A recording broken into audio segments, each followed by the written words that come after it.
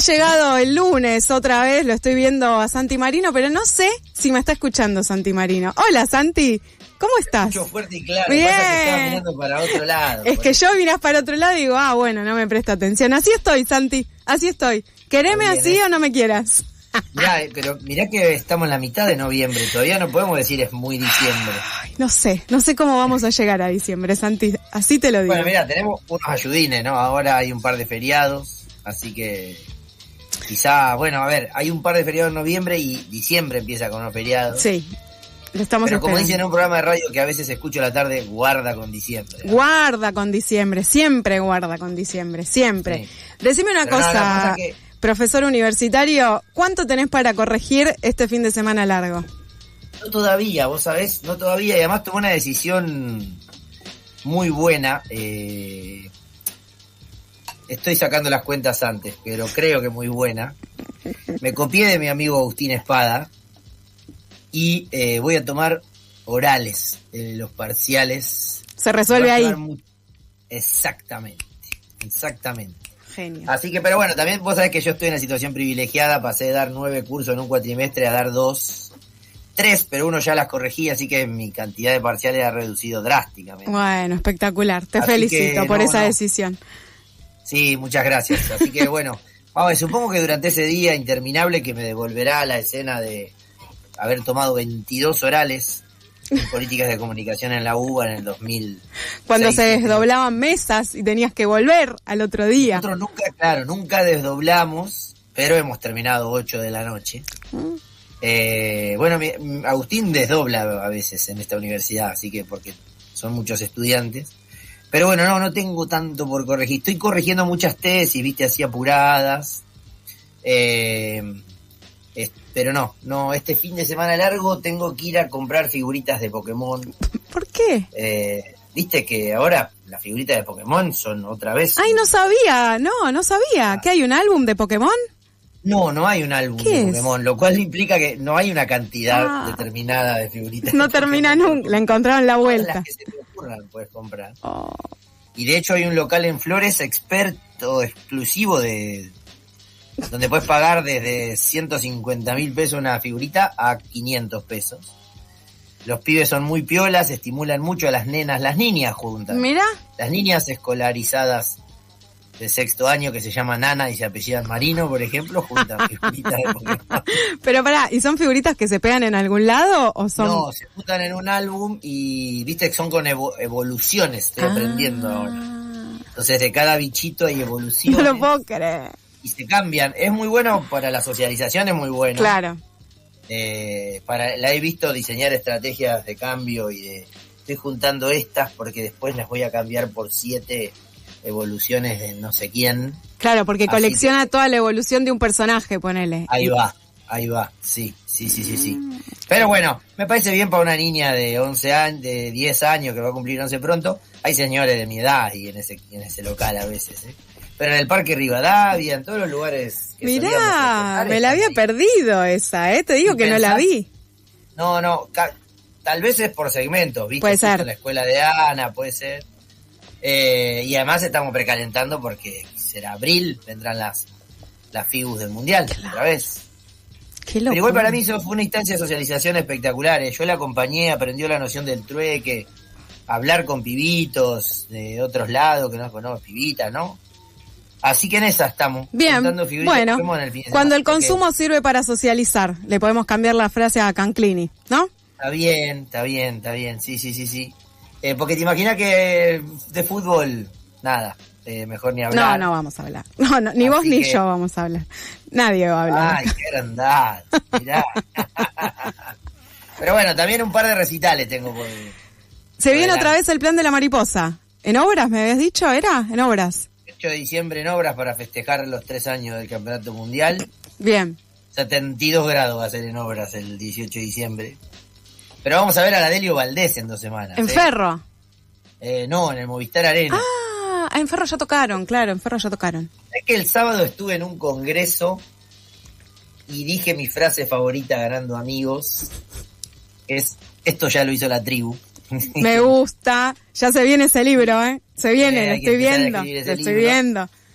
Y como el resto de mis últimas orientaciones musicales, como no podía ser de otra manera, yo a la Delio Valdés la descubrí en el 88-7 y los vi por primera vez en la calle, en los 30 de la tribu. Sí, en los 30, sí. No era el día que hacía frío. No. Hizo mucho calor, como nunca. En junio en remera estábamos. Sí. Entonces, bueno, mis gustos musicales, coordinados por FM La Tribu y los amigos que allí la circulan, nos llevarán a ver una banda que además es una cooperativa, digamos, ¿no? Sí. Ivonne le acaba de decir que no a las bandanas, todos los ceros con los que les tiraron las bandanas. Así que vamos a bailar el bailongo. No me da la nafta para ir después a la noche, ¿viste? En el Seart Media. Sí.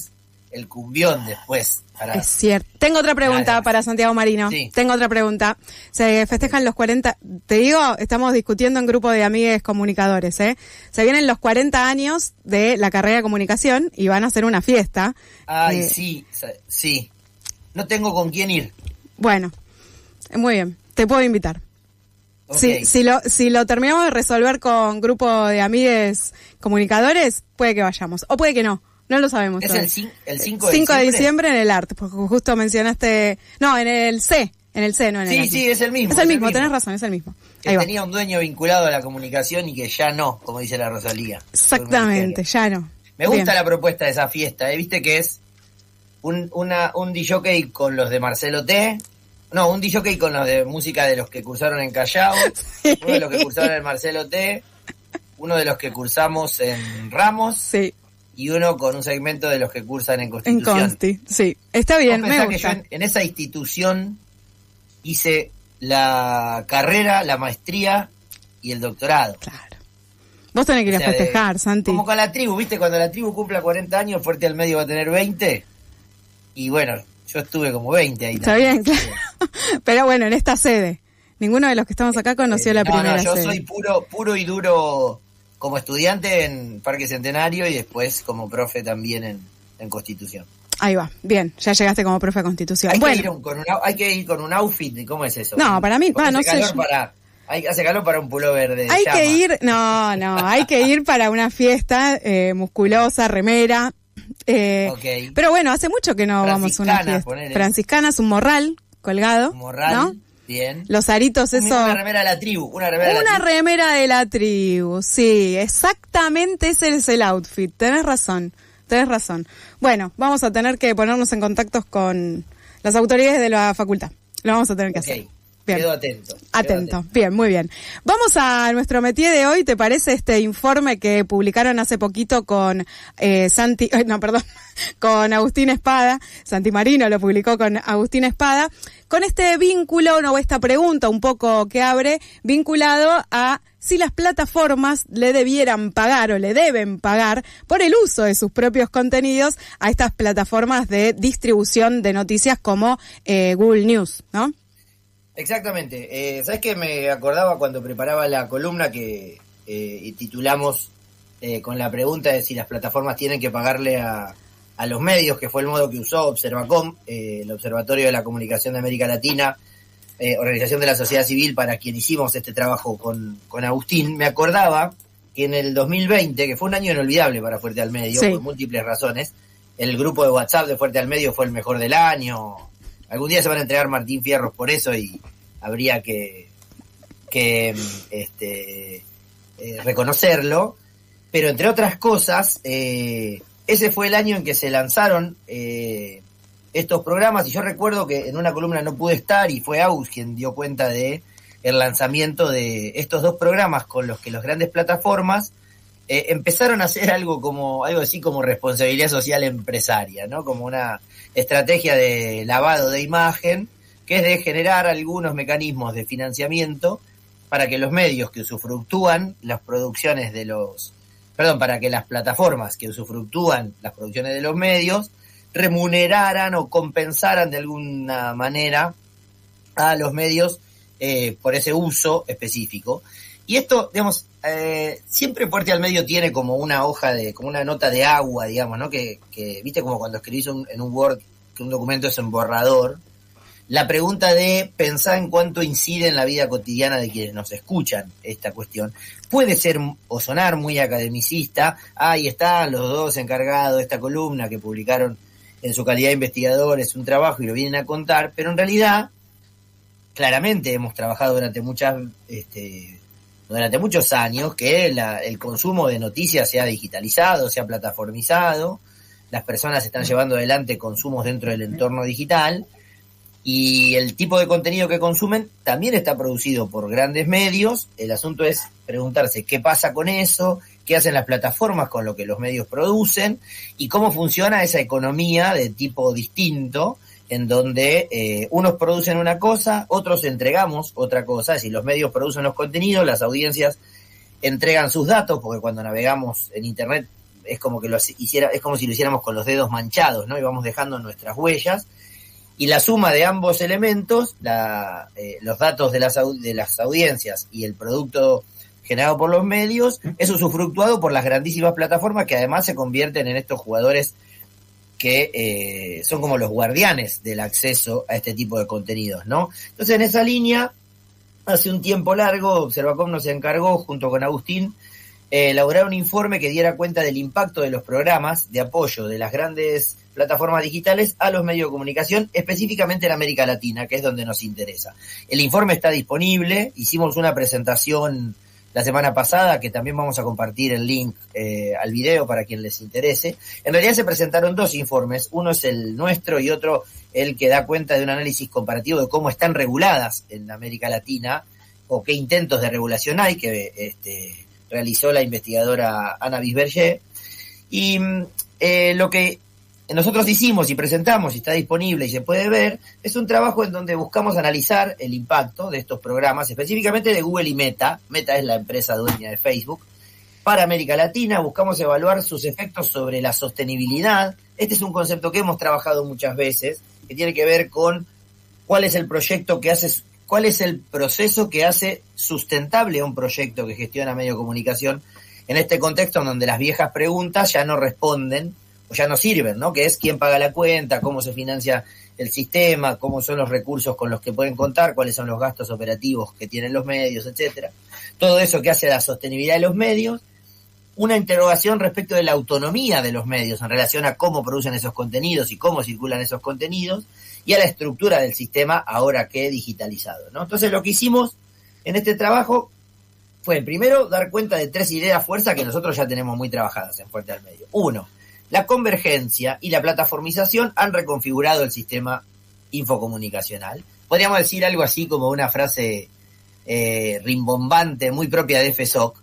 La plataformización es la etapa actual de la convergencia, ¿no? O sea, ya la convergencia nosotros la seguimos explicando, pero lleva muchos años entre nosotros, ha modificado muchas dinámicas. La de quienes nos están escuchando, claramente, están modificadas. De hecho, empieza a haber muchos estudios sobre la incidencia de este fenómeno en la psiquis y en la salud mental de las personas, ¿no? Esto de estoy harto de estar todo el tiempo pendiente del teléfono, estoy harto de estar disponible todo el tiempo para el trabajo, etcétera. Distintas edades tienen distintas afectaciones por esto, pero bueno, esa etapa, ese recorrido que podemos denominar convergencia, tiene una etapa actual que es la de la plataformización. Todo eso lo hacemos mediante plataformas. Por ejemplo, esta columna. Por ejemplo, esta columna, soportada en una de las plataformas que estamos criticando. Las plataformas, además, espiralizaron el proceso de concentración y concentran la distribución, la monetización y la visibilidad. Concentran la distribución porque los contenidos ahora solo se distribuyen por ellas. Concentran la capacidad de generar ingresos y de hacer dinero con esa circulación, y la visibilidad, es decir, uno puede entrar a www.infobae.com, pero en general a los sitios de medios de comunicación, grandes masas de sus visitantes le llegan vía las plataformas. Y esto se combina con la tercera idea, que es la crisis de sostenibilidad y de pérdida de autonomía de los medios. Desde la cuestión económica, de dónde vienen los ingresos, hasta cómo escriben las notas para que sean leídas, y esta tradición del click y de la búsqueda de click y el clickbait, etc. Lo que hicimos en ese trabajo fue, en primer lugar, dar cuenta de qué ha hecho la academia con eso, o sea, cómo se ha investigado hasta ahora, y en realidad lo que encontramos ahí es que hay una especie de coincidencia en todos los trabajos, en general desde el ámbito europeo, desde la región europea, donde hubo estudios muy expandidos, que coinciden en identificar que los medios se integran a infraestructuras que están controladas por las plataformas, por ende pierden autonomía en el control de la plataforma, de la infraestructura, y que eso refuerza algunos tipos de dependencia que ya venían sufriendo los medios. Dependencia tecnológica, dependencia financiera y dependencia de los datos. Y entonces, efectivamente, casi todos estos estudios que relevamos coinciden en que es la autonomía periodística la que está en riesgo, y eso claramente incide en la vida cotidiana de las personas a partir de los cambios que incluso hemos dado cuenta, por ejemplo, en las formas de informarse que tienen, dado lo que hace la agencia Reuters. ¿Viste este informe Reuters? Sí. Que en general casi todos en los primeros meses del año damos cuenta de acuerdo a la encuesta que hacen muchos países.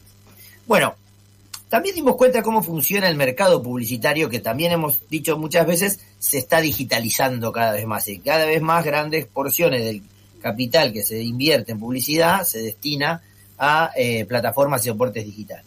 Bueno, ahí nos animamos a hablar de un duopolio publicitario global, en el que Google, su empresa es Alphabet, y Meta, su marca es Facebook, eso debería haber dicho para Google también, concentran entre el 50 y el 60% de la publicidad digital global. Es decir, de todo lo que se invierte en publicidad digital, la mitad o un poco más van a estas dos plataformas. Háblame de concentración, sin hablar de concentración, o cuando haya concentración en el mercado, no lo diré, pero habrá señales. Bueno, también habías dado cuenta de ciertos litigios legales que tiene Google en Europa, creo que era, sobre su manejo con publicidad, ¿no? Sobre la publicidad. Claro, en Europa y en Estados Unidos. Hicimos algunos episodios de Fuerte al Medio dando cuenta de esto, ¿no? De los procesos judiciales por el monopolio de Google en alguna de estas instancias de la cadena.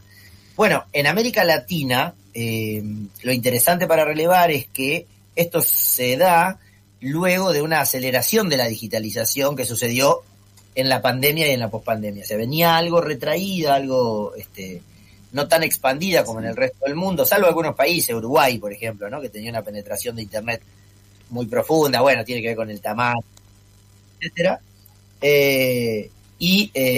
Hubo una aceleración de ese proceso de digitalización. En ese contexto hay una novedad interesante en términos económicos para dar cuenta, que es que han emergido también algunos competidores para estas plataformas que son globales y que tienen tamaño y dimensión para competirles. Una es Amazon y el otro es Mercado Libre, ¿no? Que empiezan a ser jugadores atractivos para pensar en la competencia. Pero en cualquier caso, las grandes tecnológicas operan, además de estas ventajas económicas con las que operan, tienen ventajas regulatorias porque conviven con sistemas que están regulados mientras ellas no están reguladas. Y además eso se les suma a su capacidad de fijar condiciones de visibilidad, es decir, cómo un contenido se ve, de establecer relaciones para monetizar y para que las audiencias accedan a estos contenidos. Pensemos, por ejemplo, no es el caso de los programas que nosotros estudiamos, porque lo que analizamos fue cómo son los mecanismos que para financiar producción de noticias que generan Google y Facebook en estos dos programas para los productores de noticias. Pero para entender de qué hablamos cuando hablamos de condiciones de visibilidad y acceso, cuando crecen las plataformas, los canales de streaming, por ejemplo, en nuestro país, que es una novedad significativa que Agustín ha marcado hace poco en este texto que nosotros mencionábamos de Anfibia, lo que veíamos es que ahí no hay una preocupación por quién genera las condiciones de que le llegue a las audiencias esos contenidos, ¿no? Esos contenidos llegan por YouTube, claro. Por ejemplo. De eso hablamos cuando hablamos de condiciones de visibilidad y acceso. Volviendo a poner el foco en el periodismo, estos rasgos que nosotros identificamos, también en el mercado publicitario, en materia económica, generan riesgos para la pluralidad, la competencia y la libertad de expresión. Es decir, son riesgos político-democráticos y son riesgos económicos también. El estudio da cuenta de dos iniciativas específicas, que son aquellas que nosotros, te podríamos decir, en Fuerte al Medio analizamos desde el origen. Me acuerdo. Escribimos desde el origen. Una es Google News Initiative, GNI, para hacerlo operativamente en este recorrido. Este programa fue lanzado en el 2018 y la idea de Google era la de fortalecer el ecosistema de noticias. Entre los ejes del programa está la innovación, la calidad periodística, contribuir al desarrollo de modelos de negocio de los medios y a crear comunidades.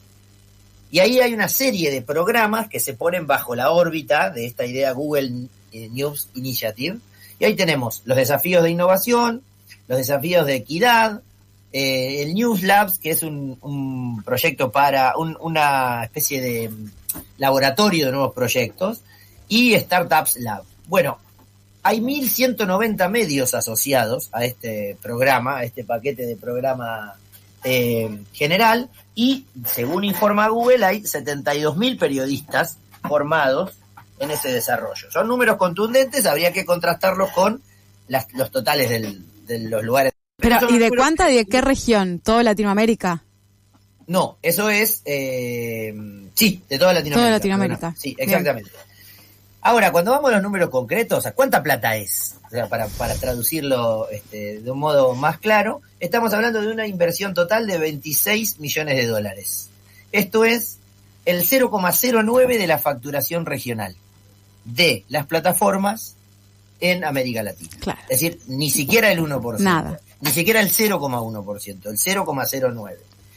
Y cada proyecto vinculado a un medio implicó una inversión promedio, por medio, no hay error en el planteo, de unos $22.000 en todo concepto. Es decir, cada medio, si dividiéramos toda la guita que se dio en la totalidad de los medios a los que se le otorgaron estos fondos, estamos hablando de programas de $22.000 por medio. Uno podría decir, bueno, es un montón, de acuerdo al presupuesto que maneja. También habría que analizar qué se tenía que hacer con eso, cómo se rendía cuenta y a quién le cambia la vida efectivamente. Bueno, el otro elemento que nosotros encontramos es que estos fondos alcanzaron a 11 países en América Latina, pero la mayoría estuvo concentrada en Brasil y en Argentina.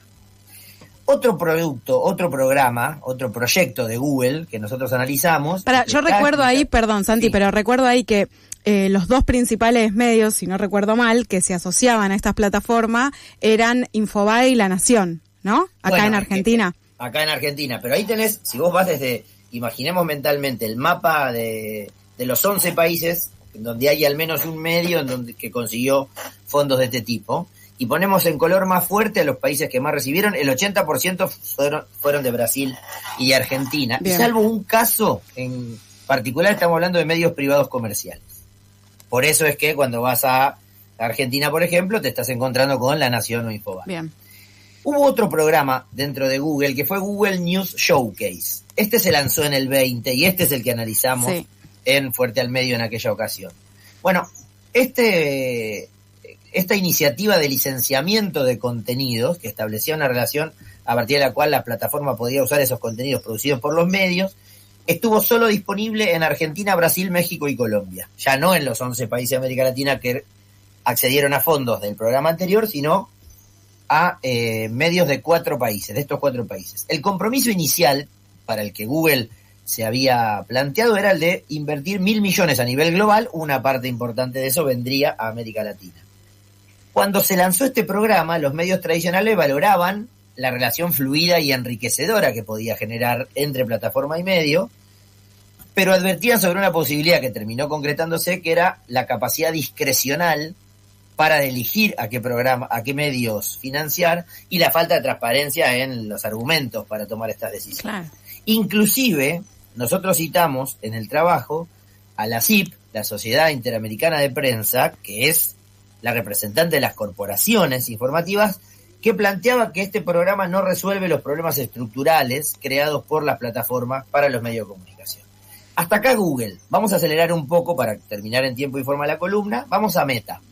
Meta tuvo 2 proyectos, Meta for Media y Facebook Journalist Project.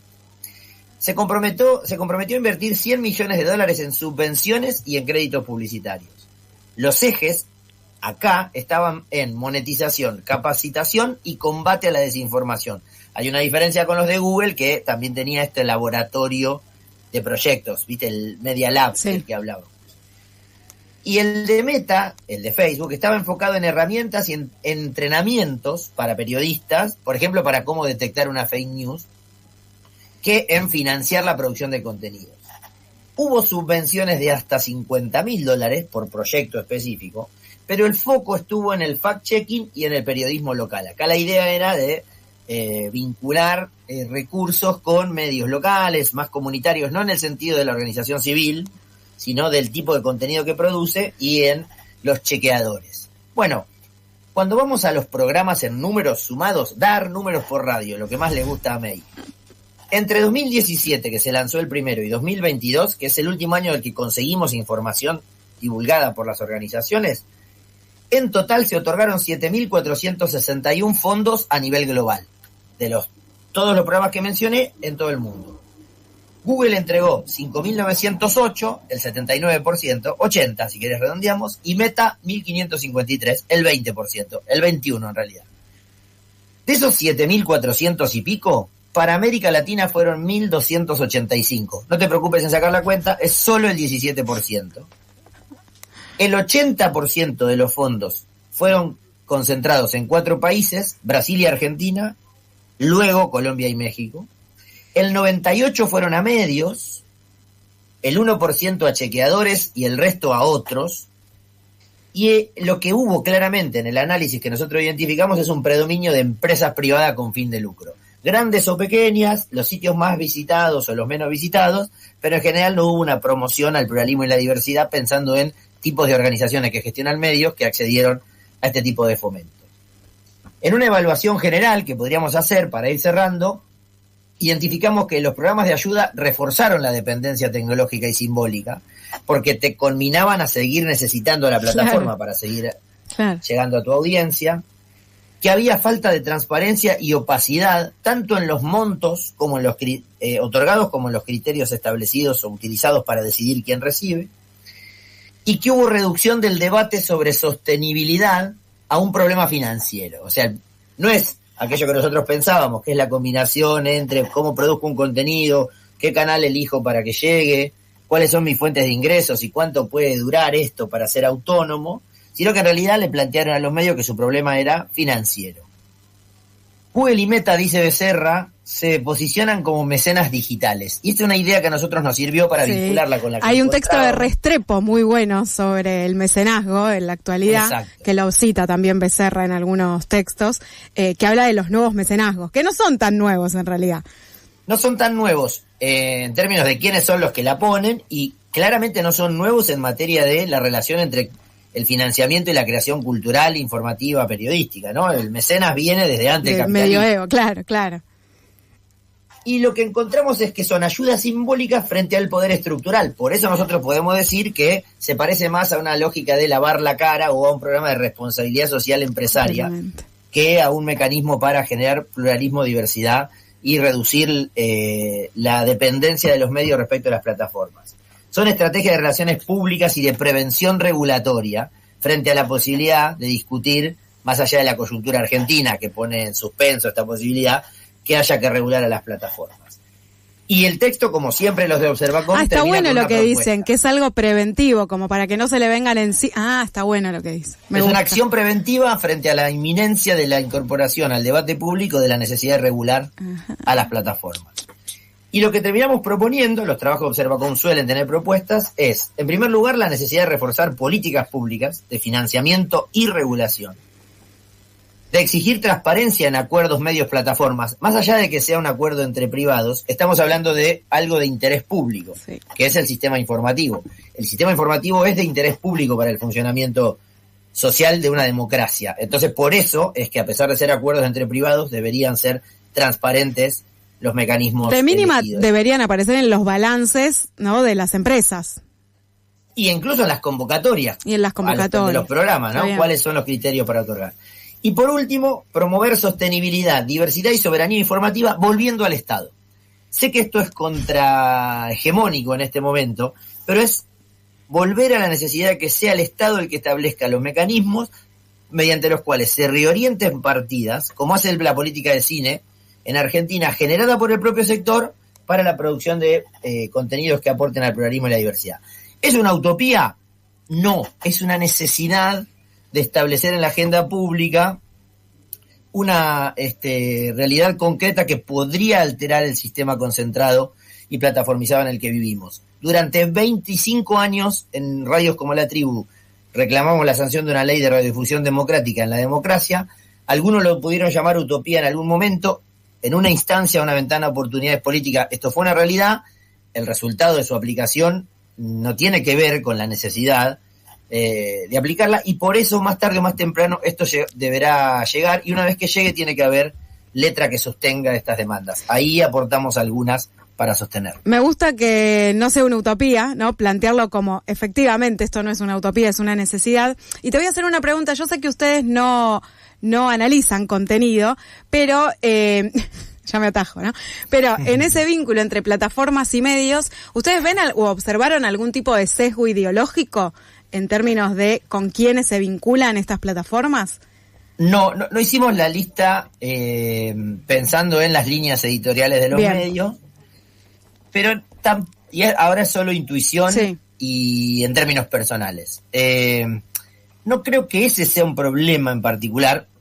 La pregunta es buena y hay un estudio para hacer ahí. Joven de sociales, ahí tienes un tema de tesis. Me gusta que no me lo digas a mí, que no lo haga yo, porque ya yo no soy joven. Porque ya estamos haciendo otra. Claro.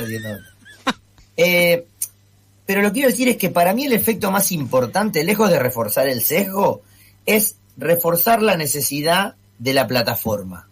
Desde la lógica del SEO, del SEO, sí, de la lógica de cómo hay que redactar las noticias, claro, hasta adecuarse a los regímenes de visibilidad establecidos por la plataforma, es que juegan y operan con centralidad la potencia del establecimiento del poder de la plataforma por sobre los medios. Me preocupa más eso que la línea editorial, pero no descarto que haya algún sesgo en línea editorial. Tiendo a pensar que es más significativo lo otro. Bien.